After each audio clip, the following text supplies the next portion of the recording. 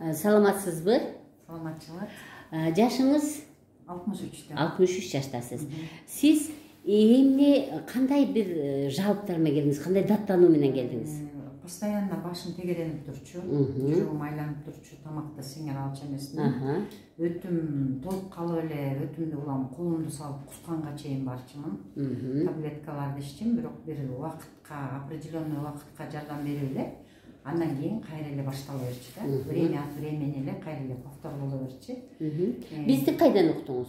Сизди эми мен негизи өзүм ошо мындай ойлонуп жүргөмдө вицеральный массаж деген мага аябай мындай керектүү нерсе болчу. Анан Бишкектен вицеральный массажды издей баштап эле интернеттен сизге чыгып калдым. Анан сиздин ошо кылган леченияларыңыз мага бир аз көңүлүмө жаккандай болду. Анткени таблетка, биринчиден таблетка кылбайсыңар, экинчиден 3 массажды бириктиресиңер. Бул вицеральный массаж, лимфа массаж, анан общий массаж. Андан ошону карап туруп эле анан кийин может мага жардам берерби деген ниет менен келдим. Канымды көрүштү биринчи. Анан бул кандай эле кайсы микрожандык көбүрөөк экен? Паразитпи же гриппки? Вообще негизи гриппке эмес, паразиттер бар экен. Мен жанагы лямбля менен эле чыгара берем, кайра кире берет, кайра чыгара берем. Ушундай көп нерсе лямбля менен көрүшүп. Так, эми бизден кандай дарылануу алдыңыз? Мен силерден биринчиден массаж алдым. Массаж мен канча 63-кө келгенде кайсы жерге барып кандай массаждарды жасаган эмесмин. Канча деген массаждан өткөн эмесмин, бирок ушул массаж мага аябай ынанды. Анткени жана 3 массаж, лимфатический массаж, вицеральный массаж и полный массаж. Анан кийин массажист кыздар дагы ушундай өздөрүнүн кесибин сүйгөн кыздар экен. Калышып калгандылар. Ушунчалык өздөрү ниеттерин коюп жазышып атты. Мен ар бир массаждан кийин өзүмдө тетрадым бар. Мен жазам. Что у меня изменилось, что не изменилось. Ошол менен көрүп аттым результатты. Андан кийин эме алдым. Сүйлүк алдыңыз. Пиявки алдым. Капельница алдыңызбы? Капельница алдым, перекисин, капельница алдым. Андан кийин жана майды ичтим. Кастор майы. Кастор майын ичтим. Кастор майын ичкенде дагы өзүм по ощущениям жазайм көбүнчө. Анан ичип атып токтоп, ичип атып токтоп, анан жана суюк болуп кетип калбай сүрүп чыга турган методдорун караштырып келип, анан бир определенный нерседе уже сүргөн. Туура кылган экенсиз. Анан биринчиден ошо рахмат айткым келет. Азыр состоянием аябай жакшы. Мен сизди ушул жерден сөздү бөлөйүн. Мен эжекке келгенде эле карап эле где-то бир 50 менен эле 53төн ары берди ойлогом. Себеби деген эжекке өзү буга чейин ушундай натуралдык ыкманы колдонууга көп аракет кылган экен. Анан жашын сурасам ушунча дегенде эле мен ичимен абдан сүйүнгөм. Себеби адам өзүн сүймөйүнчө, эжеке, адам өзүн сүймөйүнчө ал оорудан арыла албайт. Чынбы? Мен эмне деп айтам, сиз азамат экенсиз. Себеби сиз биринчи өзүңүздү сүйдүңүз, көрдүңүзбү? Адам өзүн сүйгөндө гана ден соолук чың болот. Анан биз баягы күнүмдүк немеге, кыжылатчылыкка, күнүмдүк жетишпегенге нерв болуп эле, кыжылат болуп эле, ошону тегерегенде күйпөлөңдөп жүрө берип эле биз ден соолугубузду жок кылып алабыз. Эми сиз мага бүгүн канчанчы күн келишиңиз?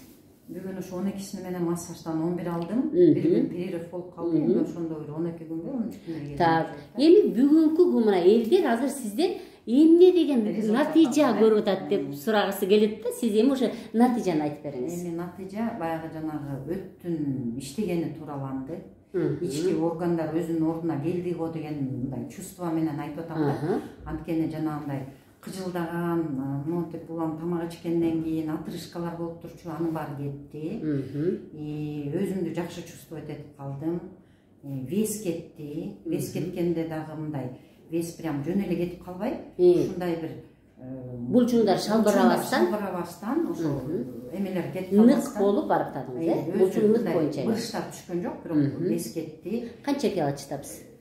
Ошондо килограмм боюнча мен келгенде 73 жок, 4 килограмм 600 грамм кетти.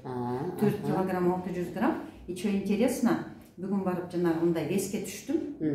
Подкожный жир кетиптир. Внутренний вицеральный жир кетиптир. Анткени меники 11 деген эмеде турчу эле, азыр 8ке түштүм. 3 3 эмеге түштүм. Внутренний жир өтө оор кетет. Кандай нерсе кылсаң дагы аны кетириш кыйын. Анткени жанагы ички массаж, ички органдарга массаж жасаганга моюм кетти окшойт деп ойлойм да. Внутренний жир кетти. Андан кийин бүргөн эле сезип калдым, бутумду басканда ооручу шпор бар эле. Ошол шпор полный кетиптир. Анткени кол менен меткенде мынтип урунчу да. Анан кийин буттун пальчиктеринин ортосунда жанагындай бир грибки бар болчу да. Анан грибкини выводила, дагы иччим дагы, анан токтоп калгандан бир аз сайын кайра болчу. Грибки жок. Анан менин бутумда могу жерде суюктук кетип калып, андан кийин частный клиникага барып, дары койдурган. Дары койдурган, эмне гана жасаган эмесмин, ушул оорулар кетти.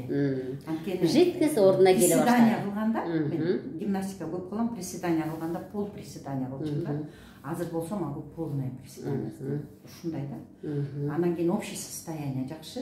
Көп эле нерсе го дейм, ушу жазган кагаздарымда көп нерсе жазгам. Мен дайым мен жакшы болуп атам деген адамды, мен ошол адамды өзүн азаматсыз дейм да. Азаматсыз, сиз өзүңүз эми баарыбыз карыйбыз да. Карыганда бирөөгө көз каранды болбостон, колубуз бутубуз жакшы иштеп, акыл эсибиз жакшы иштеп болсо, биз бирөөгө аз көз каранды болбойбузбу?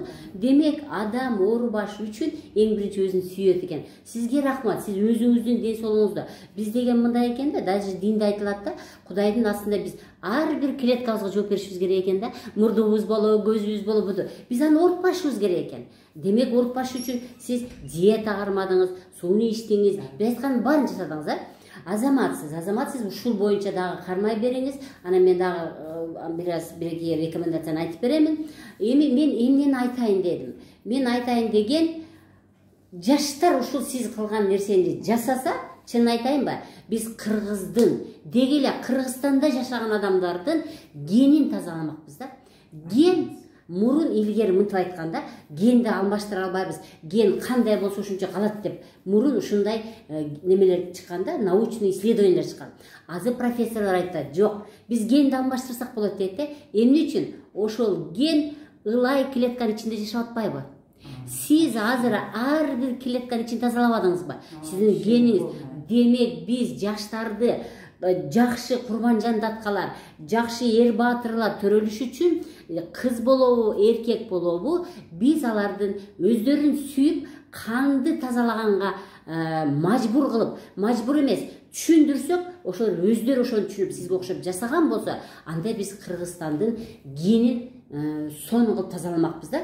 Азыр мисалы кыздар, келиндери жаңы турмушка чыкканда эле бойунан түшүп калыптыр деп айта беришет да. Замерши беремес деп. Эркек балдар бойуна болбой кыйналат. Демек, алардын кан тамырынын ичи ылайга батып калган, ар бир клетканын ичи ылайга батып калган экен да. Аны тазалаш үчүн мына сиз грубо айтканда жөн териңизден сездиңиз. Канткенде сиз жакшы болдуңуз. Чынбы? Сиз абдан жакшы пример болуп атасыз да. Мен кыргызстандыктардын ар бир кыргызстандык айтар элем. Ушул видеону кайра-кайра көрүп, өзүңөрдү сүйгүлө деп айтмакмын.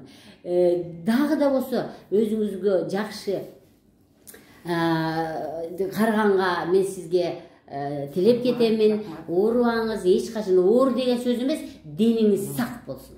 Сиздин оозуңузда болсун, жатканымдын кулагында болсун, анан берген аманат, ошо бизге берген аманат, ден соолук. Ошо аманатка кыянат кылбайлы. Анан кийин эми бизде ушундай лечение кылып турган жер барына мен аябай ыраазымын. Ушинтип дарысы жок эле, кишиге жардам берип, ушундай көп нерселерди кылып келатесиңер. Силердин иштериңерге да ийгилик, кыздардын баарына рахмат айтмакмын. Ар бири ушунчалык чутки, ар бир нерсе, ар бир вопросуңа ар биринде ответ бар да. Анан алардын дагы бир эле жерде турбай, кыздардын, силердин иштеген кыздардын мен ушундай баа бердим. Бир эле жерде турбай, ушул кылып аткан нерсесин улам үйрөнүп, улам самосовершенствование кылып жашап келе атышкандарына молодцы. Жакшы кадрларыңыз бар экен, жакшы өзүңүз жакшы врач экенсиз. Рахмат. Сиздерге дагы чоң рахмат. Эжеке, сизге бир вопрос берейин да. Сиз ушул кыргызстандыктар эмне үчүн сиздин леченияңыз кымбат? Сиз кымбат жасайт экенсиз, биз сизге барбайбыз деп негедир Фейсбуктан, Инстаграмдан мен капа боло турган ушундай бир жооп беришет да. Ошого сиз кандай деп айта алат экенсиз? Например, ден соолук деген бул акча менен мерит эте турган нерсе эмес. Ченелбейт. Андан кийин врачка барсаң, например, дары жазып берет.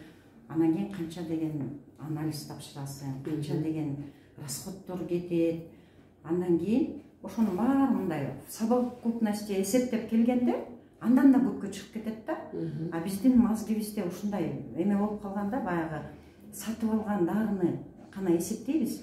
А бизге кылган, бизге жасаган служение, девочки служат, нам служат. Ар бир массаж мынтип атканда, ар бир кишинин ден соолугу үчүн канча нерсе берип атат.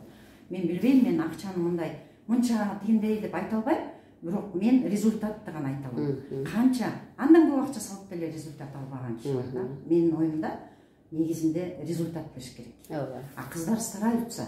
Мен результат берейин, бул жериңиз калып калды, тиги жериңиз калып калды. Аны үчүн менин ответим ушул эле да. Анан ден соолукта акча менен мерит это, я не знаю. Рахмат сизге, денеңиз сак болсун. Рахмат. Сиздер